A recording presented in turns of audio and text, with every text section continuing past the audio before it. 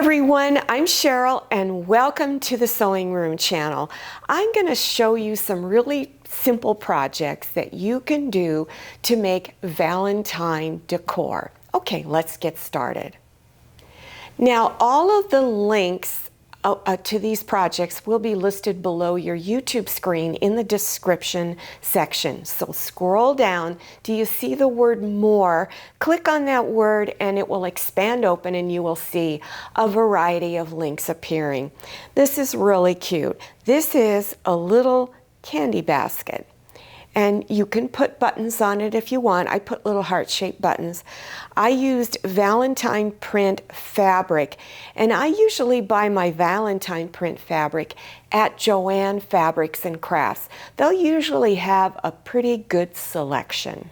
This is another little candy dish, and this is really a simple project. I do use heavy fusible interfacing in this because it makes it a little stiffer, and you can see it holds quite a bit of candy.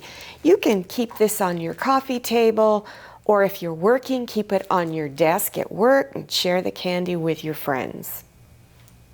I thought I'd just throw in this quick little tip. If you've got a lot of Valentine fabric scraps like I do, I've got all kinds of it, and you like to bake, and you want to give some of these baked items to your friends and your co-workers, you can cut out any shape, a circle, square, and I used pinking shears to give it a decorative edge, and then just put it in the middle, gather it up, and take some ribbon that you have and tie a little bow around it.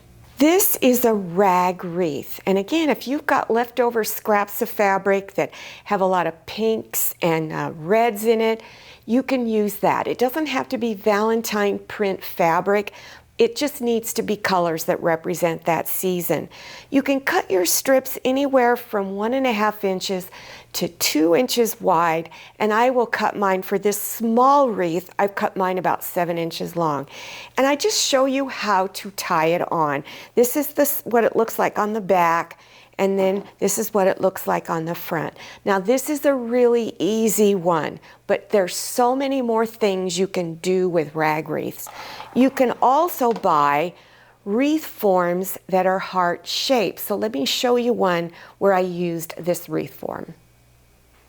So on this one, all I did was wrap fabric around the wreath form.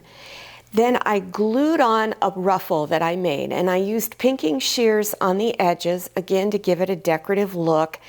And then I filled in and glued in another piece of fabric on the back. Now you can leave it just like that, or if you want, you can make a decorative bow for up here and add any other embellishments that you like.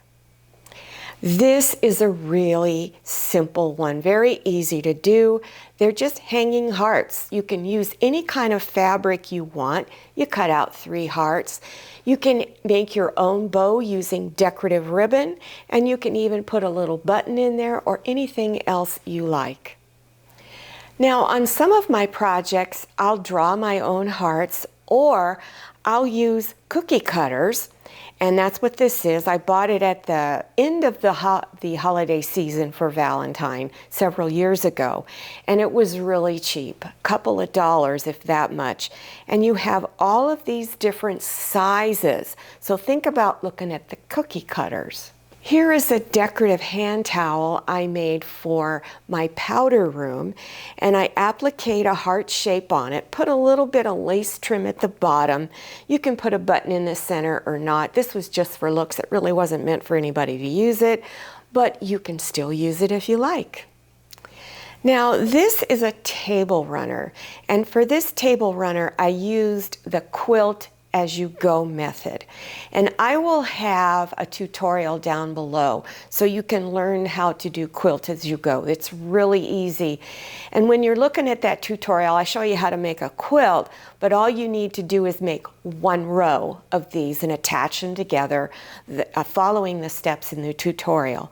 But in each of the squares I added a heart shape applique, and I kind of twisted them. This one is facing up this way, and then this one is facing down this way, and it goes back and forth. And in each square, I use different Valentine fabrics. This is panel fabric. Now, I've had this panel fabric piece for many years. I doubt if you could find this right now, maybe at a garage sale.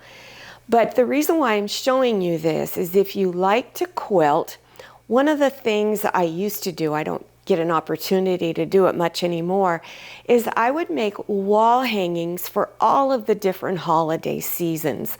So let me show you what I did with one of the panel fabric pieces. Now this was made many, many years ago, and it's a panel piece. I did add this border on it. This border, it was companion fabric. In other words, it was made specifically to go with this panel piece in the middle. So I did the regular quilting steps you would do when you're finishing up a quilt. I did the layering, I have the border on, all of that.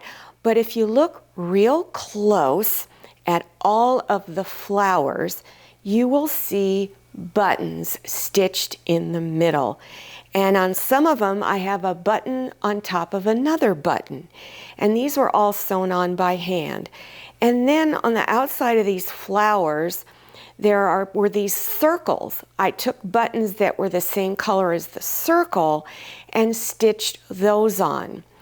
And at the very bottom, there are squares, and I incorporated a button in some way in all of those. And this used to hang on my wall all the time during the Valentine season. When you're making bows, there's all kinds of ribbon out there. I buy most of my ribbon at Walmart because my particular Walmart does have a fabric and crafts section. And these are the ribbons that I purchased there. Now at another store, I purchased this, and I think it was probably a Dollar Tree. No, it could have been at Walmart also. But this you'll find during the holiday season for Valentine, and it's a wire ribbon, and these make wonderful bows. Well, I hope you enjoyed this tutorial, and I hope I've inspired you to try making some of these projects.